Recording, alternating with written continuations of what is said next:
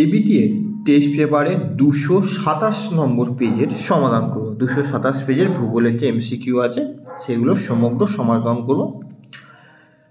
প্রথম, পর্যায়নের প্রধান মাধ্যম কোনটা? পর্যায়নের প্রধান মাধ্যম হচ্ছে নদী।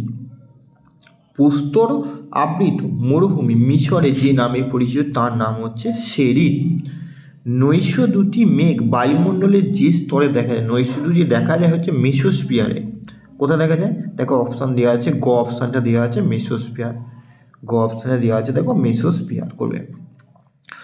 বায়ুর আপেক্ষিক আর্দ্রতা পরিমাপক যন্ত্র, বায়ুর আপেক্ষিক আর্দ্রতা পরিমাপ করা হয় হাইগ্রোমিটার যন্ত্রের সাহায্যে। এল নিনোর প্রভাব দেখা যায় প্রশান্ত মহাসাগরে, গ অপশানটায় তোমরা করবে। প্রশান্ত মহাসাগরে একটি শীতল সমুদ্র স্রোতের নাম হচ্ছে তোমার দেওয়া আছে দেখো বেরিং স্রোত, খ অপশানে দেওয়া আছে দেখো বেরিং স্রোত। একটি ধাতব বর্জ্য প্রথম অপশানে দেওয়া আছে দেখো সীসা। ভারতের দক্ষিণতম পর্বতে কার্ডামাম হচ্ছে ভারতের দক্ষিণতম পর্বত। নয় দিয়েছি তোমার ভারতে অবস্থিত হিমালয়ের সর্বোচ্চ শৃঙ্গের নাম হচ্ছে কাঞ্চনজঙ্ঘা।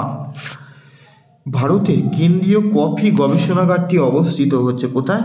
চিকমাগালুরে, কর্ণাটকের চিকমাগালুর। 11, ভারতের প্রথম লৌহ ইস্পাত কেন্দ্র গড়ে উঠেছে কোথায়? তামিলনাড়ুতে। 1830 খ্রিস্টাব্দে তামিলনাড়ুর পোর্টো-নোভোতে প্রথম ভারতের লৌহ ইস্পাত শিল্প গড়ে উঠেছে। শিপিং লাইন হচ্ছে যে নির্দিষ্ট জাহাজের সংস্থাগুলো পথ ধরে জাহাজগুলো সমুদ্রে চলাচল করে সেইগুলো, সে হচ্ছে শিপিং লাইন। আর শিপিং লেন হলে তখন করতে হতো জলপথ, লাইন হচ্ছে সংস্থা। 2011 সালে আদমশুমারি অনুযায়ী ভারতের মহানগর সংখ্যা 53 দেওয়া আছে কোথায় দেখো? গ অপশানে। 73 F/15 মানচিত্রে আরব, এটা হচ্ছে টোপো মানচিত্রে আরবে 1:50 আছে, দেখো খ অপশানে দেওয়া রয়েছে। এবার শুদ্ধ অশুদ্ধ নির্ণয়ের ফার্স্টে মরু অঞ্চলের অবশিষ্ট পাহাড়গুলিকে বলা হয় ইনসেলবাজ, প্রথমেরটা তোমরা করবে সু। উষ্ণ বায়ুর আপেক্ষিক আর্দ্রতা বেশি, এটা হচ্ছে অ। উষ্ণতার সাথে আপেক্ষিক আর্দ্রতার ব্যস্ত সম্পর্ক হলে উষ্ণ বায়ুর আপেক্ষিক আর্দ্রতা কম। মেঘালয় মালভূমি দাক্ষিণাত্য মালভূমির বিচ্ছিন্ন অংশ, এইটা হচ্ছে অ। দাক্ষিণাত্যের মালভূমির পরিবর্তে যদি ছোটনাগপুর মালভূমি হতো তখন তোমরা শুদ্ধ করতে। সূর্য চন্দ্র যখন পৃথিবীর সাথে সমকোণে অবস্থান করে তখন তাকে সিজিকি বলে, এইটা হচ্ছে অ। এটা এক সরল রেখা অবস্থান করলে। তথ্য প্রযুক্তি শিল্পকে গ্লোবাল শিল্প বলে, হ্যাঁ এটা তোমার হচ্ছে সু। ভূবৈচিত্র্যক মানচিত্রে জনবসতি লাল রঙের দেখায়, এটাও তোমার হচ্ছে সু। অ্যামোনিয়া একটি কঠিন বর্জ্য, এটা হচ্ছে অ। এটা হচ্ছে তোমার অ, অ্যামোনিয়া একটি গ্যাসীয় বর্জ্যের উদাহরণ।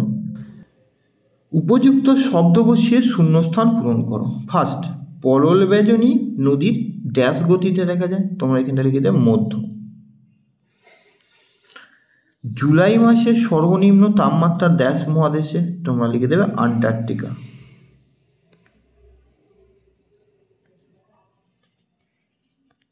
ঠিক আছে। ভারতের জনবন্টনের সূচক হলো কি? জনঘনত্ব।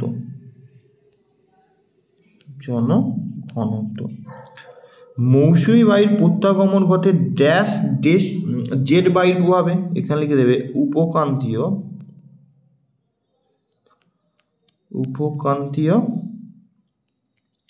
পশ্চিমা জেট লিখে দেবে। মালাবার উপকূলের বালিয়াড়িগুলোর স্থানীয় ভাষার নাম হচ্ছে কি? স্থানীয় ভাষা টেরিস, টেরিস। ডিউরিকাস ড্যাশ মৃত্তিকা, ডিউরিকাস দেখা যায় ল্যাটেরাইট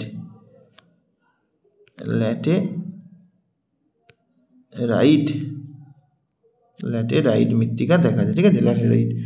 ভাঙা টিভি একটি হস্য, লিখে দেয় ই ধরনের বর্জ্য, ইলেকট্রনিক্স বর্জ্যের উদাহরণ।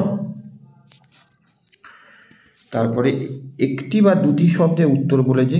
কিটল হ্রদের তলদেশে সঞ্চিত পলিবিকে কি নাম? ভার, ভয়া আঁকা, বয়রে। পৃথিবীর বৃহত্তম উপত্যকা হিমবাহের নাম আলাস্কার। আলাস্কার লিখবে, আমি শুধু হুবার লিখছি, তোমরা আলাস্কারটা লিখবে, আলাস্কার হুবার। হীরক চতুর্ভুজ কোন পরিবহনের মাধ্যমে জড়িত? হীরক চতুর্ভুজ হচ্ছে রেলপথ, রেলপথ।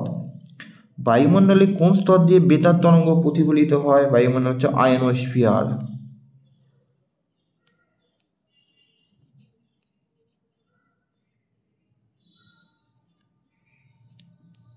আয়নোস্ফিয়ার।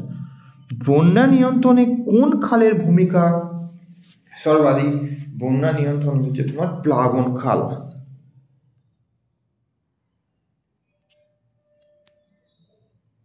প্লাবন খালের ভূমিকা।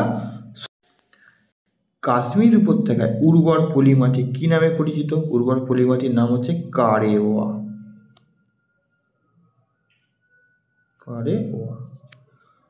তারপরে ভারতের জরিপ সংস্থার প্রধান কার্যালয় কোথায়? উত্তরাখণ্ডের দেরাদুনে, দেরাদুনে। তারপরে একবার চলো, বলছে শতকরা বনভূমির হারে কোন রাজ্য সবচেয়ে বেশি পরিমাণে শতকরা যে রাজ্য আছে সেই রাজ্যের নাম হচ্ছে মিজোরাম। বাম দিক সাথে ডান দিক দেখো। সেলের সদর দপ্তর হচ্ছে তোমার নিউ দিল্লি। প্রবণ হংস হচ্ছে বিমানে আকাশপথ। উত্তর পূর্ব